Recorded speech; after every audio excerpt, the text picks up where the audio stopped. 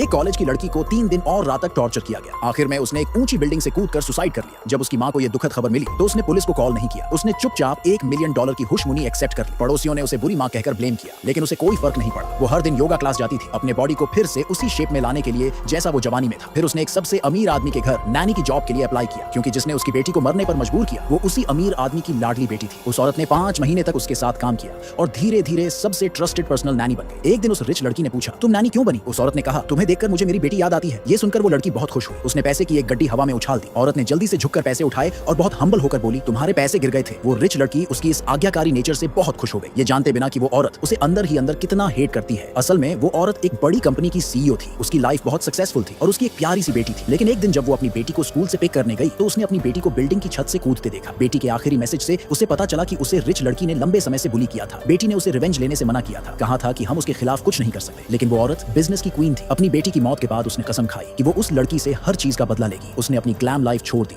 और एक सिंपल नैनी बनकर उस रिच लड़की के घर में घुस गई। लेकिन उसका मकसद उसे मारना नहीं था। वो चाहती थी कि वो लड़की मेंटली पूरी तरह टूट जाए। जल्द ही उस औरत का टारगेट उस रिच लड़की के बाप की तरफ शिफ्ट हो गया, क्योंकि वो अरबों का मालिक था। उसकी बीवी मिड एज में मर चुकी थी और असल में उसी का घर पर पूरा कंट्रोल था। उस औरत के दिमाग में था कि अगर वो बाप को हर्ट करेगी तो वो रिच लड़की पूरी तरह टूट जाएगी। लेकिन उसे पता था कि वो आदमी बहुत सी खूबसूरत औरतें देख चुका है, इसलिए इतनी इजीली फंसने वाला नहीं था। इसलिए उसका ध्यान खींचने के लिए उस औरत ने अपने चेहरे पर नकली फ्रेकल्स बना लिए, भद्दा चश्मा पहन लिया। फिर घर में पहली रात उसने सीढ़ियों से गिरने का नाटक किया और सीधे उसके बाहों में जा गिरी। उसका चेहरा देखकर उस आदमी की आंखों में थोड़ा सा पिटी दिखा, लेकिन औरत तुरंत पीछे हट गई। यही बात उस आदमी को अजीब लगी। वहीं पास में एक औरत ने उसे बहुत बुरा भला कहा। वो एक मशहूर इन्फ्लुएंसर थी जो रिच लड़की की नई सौतेली मां बनने की कोशिश कर रही थी। वो रिच लड़की को खुश करने के लिए गिफ्ट्स लाई थी, लेकिन उसी वक्त उसे इंसल्ट झेलनी पड़ी। रिच लड़की ने कहा कि ये औरत 1 महीना भी नहीं टिकेगी। ये देखकर उस औरत को पूरा यकीन हो गया कि बाप बेटी दोनों ही बहुत घटिया लोग हैं। कुछ दिन बाद उसने सुना कि रिच लड़की किसी और लड़की को फोन पर डरा रही थी। वो लड़की उसे कोर्ट में ले जाने की कोशिश कर रही थी, लेकिन रिच लड़की ने 3 गुंडे भेजकर उसे पिटवा दिया और केस विथड्रॉ करवा लिया। इसके बाद रिच लड़की हंसते हुए कहने लगी कि वो गरीब लोगों को कंट्रोल करने के बहुत तरीके जानती है। ये सुनकर उस औरत को अपनी मरी हुई बेटी याद आ गई, जो बिल्कुल ऐसे ही सफर कर चुकी थी। उसका हाथ अपने आप मुट्ठी में कस गया, लेकिन जब रिच लड़की को थोड़ा पेन महसूस हुआ तो उसने उसे डांट दिया कि वो हाथ क्यों दबा रही है। औरत तुरंत नीचे झुकी और माफी मांगने लगी। रिच लड़की को उसकी ये सबमिसिवनेस बहुत पसंद आई। उसे क्या पता था कि अब उसका वक्त आने वाला है। उस रिच आदमी के बारे में और जानने के लिए उस औरत ने बाकी नौकरानियों से बातें करना शुरू कर दिया। पता चला कि वो रात 11 बजे स्विमिंग करता है। उसी दिन औरत ने उसकी नौकरानी की चाय में हल्के से कुछ लैक्सेटिव मिला दिया और खुद ही चाय उसे थमाते हुए बोली, अगर जरूरत हो तो मैं हेल्प कर दूंगी। जब उसने देखा कि नौकरानी ने वो चाय पी ली तो वो अपने कमरे में वापस गई और अपने चेहरे से फ्रेकल्स मिटा दिए। थोड़ी देर बाद वही नौकरानी पेट खराब होने के कारण औरत को कहती है कि वो फ्रूट प्लेटर पूल पर ले जाए। सब प्लान के हिसाब से था। उसने प्लेटर पूल के किनारे रख दिया और इंतजार करने लगी कि रिच आदमी पूल से बाहर आए। जैसे ही वो बाहर निकला, औरत जानबूझकर फिसल गई और सीधा पानी में गिर गई। वो आदमी उसे पकड़ने के लिए हाथ बढ़ाता है, लेकिन जैसे ही उसने देखा कि उसके चेहरे से फ्रेकल्स गायब हैं, वो हैरान रह गया।